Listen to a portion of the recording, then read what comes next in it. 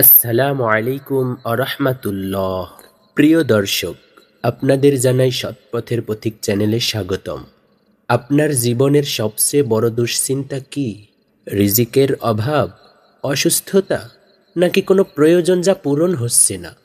আপনি হয়তো রাত জেগে আল্লাহর কাছে চাইছেন, কিন্তু জানতে হবে দোয়া কবুল হওয়ার একটি গোপন সময় আছে। যখন স্বয়ং আল্লাহ তাআলা বান্দার ডাক শোনেন এবং প্রশ্ন করেন, কে আছে যে আমার কাছে চাইবে? সেই গোপন সময়টি হলো রাতের শেষ তৃতীয়াংশে, অর্থাৎ সাহারির ঠিক আগ মুহূর্তের সময়। রাসূলুল্লাহ সাল্লাল্লাহু আলাইহি ওয়াসাল্লাম বলেছেন, প্রতি রাতের শেষ তৃতীয়াংশে আমাদের মহান প্রভু দুনিয়ার আসমানে নেমে আসেন এবং বলতে থাকেন, কে আছে যে আমার কাছে দোয়া করবে, আমি তার দোয়া কবুল করব। কে আছে যে আমার কাছে কিছু চাইবে, আমি তা তাকে দিয়ে দিব। কে আছে যে আমার কাছে ক্ষমা চাইবে, আমি তাকে ক্ষমা করব।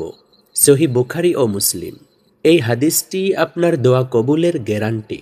তাহাজ্জুদের ফলে আপনার জীবনে কি কি ঘটবে? প্রথমত, গুনাহ মাফ। আল্লাহ নিজেই বলেছেন, আমি ক্ষমা করব। দুশ্চিন্তা দূর ও রিজিক বৃদ্ধি। যারা রাত জেগে আল্লাহর কাছে চায়, আল্লাহ তাদের প্রয়োজন পূরণ করে দেন, তাদের রিজিকে বরকত দেন। অনেকের কাছে তাহাজ্জুদ খুব কঠিন ইবাদত মনে হতে পারে, কিন্তু এর কৌশল খুব সহজ। এশার সালাতের পর ঘুমাতে যান এবং ফজর এর 1 ঘন্টা আগে বা 20 মিনিট আগে ঘুম থেকে উঠুন। মাত্র 2 রাকাত সালাত দিয়ে শুরু করুন, এরপর বেতের দিয়ে সালাত শেষ করুন।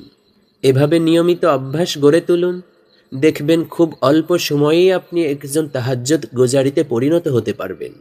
প্রিয় দর্শক, আল্লাহ যখন নিজ থেকে ডেকে বলেছেন, কে আছো যে আমার কাছে চাইবে, তখন কেন আমরা ঘুমিয়ে থাকব? আজকের রাত থেকেই আপনার তাহাজ্জুদের সালাত শুরু করুন।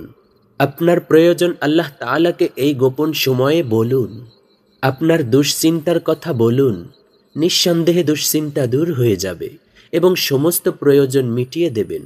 আল্লাহ তাআলা আমাদের সকলকে তার নৈকট্য লাভের তৌফিক দান করুন। আমিন। আসসালামু আলাইকুম আরহামাতুল্লাহ।